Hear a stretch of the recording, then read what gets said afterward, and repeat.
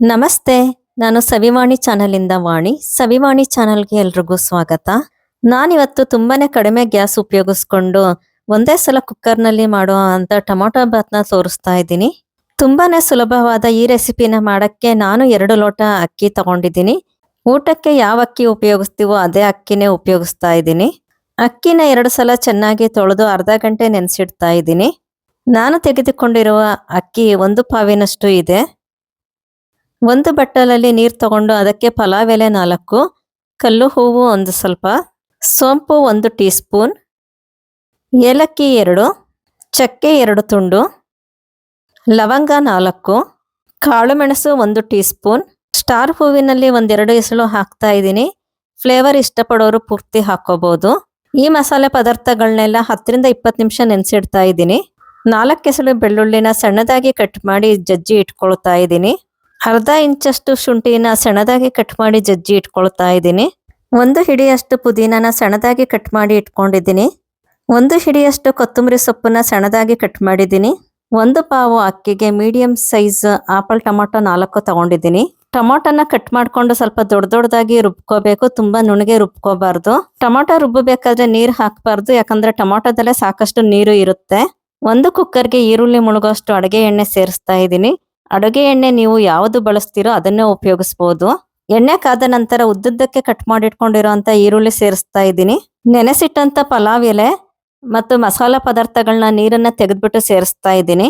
ಈರುಳ್ಳಿ ಸ್ವಲ್ಪ ಕೆಂಪಗೆ ಆಗೋವರೆಗೂ ಫ್ರೈ ಮಾಡ್ಕೋಬೇಕು.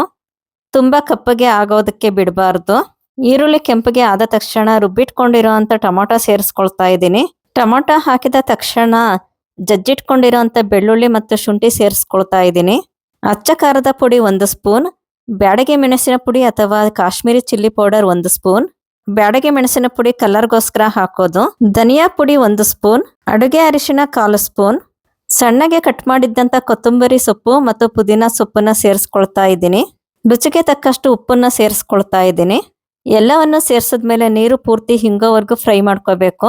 ಟೊಮೊಟೊ ಬಾತು ಬ್ರೇಕ್ಫಾಸ್ಟ್ಗೂ ಆಗುತ್ತೆ ಹಾಗೂ ಲಂಚ್ಗೂ ಆಗುತ್ತೆ. ಬೆಳಗ್ಗೆ ಹೊತ್ತು ಬೇಗ ಮಾಡಬೇಕು ಅಂದ್ರೆ ಇಷ್ಟು ಪ್ರೋಸೆಸ್ನ ಹಿಂದಿನ ದಿನ ಮಾಡಿ ಇಟ್ಕೋಬಹುದು.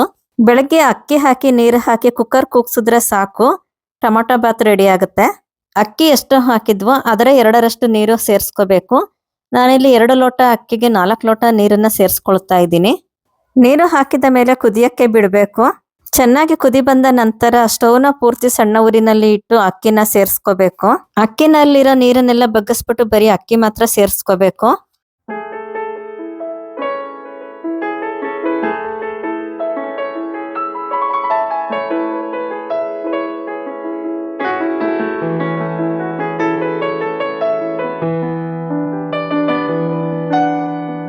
ಕುಕ್ಕರ್ 3 ವಿಜಲ್ ಬರೋವರೆಗೂ ಕೂಗಿಸ್ಕೋಬೇಕು. ಕುಕ್ಕರ್ ಪೂರ್ತಿ ತಣ್ಣಗೆ ಆರದ್ಮೇಲೆ ಕುಕ್ಕರ್ ಮುಚ್ಚಳನ ತೆಗಿಬೇಕು. ಟೊಮೊಟೊ ಬಾತ್ ರೆಡಿ ಆಗಿದೆ. ಟೊಮೊಟೊ ಬಾತನ್ನ ಚೆನ್ನಾಗಿ ಬೆರೆಸಿ ಒಂದು 10 ನಿಮಿಷ ಕುಕ್ಕರ್ ಮುಚ್ಚಳನ ಮುಚ್ಚಿ ಬಿಡಬೇಕು. ಆಗ ರೈಸ್ ಎಲ್ಲ ಚೆನ್ನಾಗಿ ಸೆಟ್ ಆಗುತ್ತೆ. ರೈಸ್ ಸೆಟ್ ಆಗೋ ಅಷ್ಟೊತ್ತಿಗೆ ನಾನು ಟೊಮೊಟೊ ಬಾತ್ಗೆ ಬೇಕಾದಂತ ಸೌತೆಕಾಯಿ ಸಲಾಡ್ನ ರೆಡಿ ಮಾಡ್ಕೊಳ್ತಾ ಇದ್ದೀನಿ. ಸೌತೆಕಾಯಿ, ಕೊತ್ತಂಬರಿ ಸೊಪ್ಪು ಮತ್ತು ಈರುಳ್ಳಿ ಮೊಸರುಗೆ ಹಾಕಿದ್ರೆ ಸೌತೆಕಾಯಿ ಸಲಾಡ್ ರೆಡಿ ಆಗುತ್ತೆ. 10 ನಿಮಿಷ ಬಿಟ್ಟು ಕುಕ್ಕರ್ನ ಓಪನ್ ಮಾಡಿದ್ರೆ ಟೊಮೊಟೊ ರೈಸ್ ಪೂರ್ತಿ ಸೆಟ್ ಆಗಿದೆ. ಮತ್ತೊಂದು ಸಲ ಚೆನ್ನಾಗಿ ಬೆರೆಸಿ ಟೊಮೊಟೊ ಬಾತ್ನ ಸರ್ವ್ ಮಾಡಬೇಕು.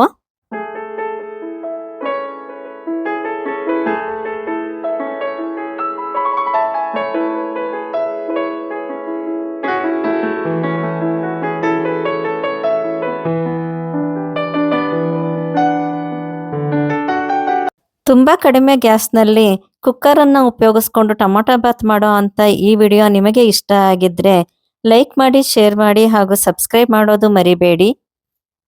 ನಮಸ್ತೆ.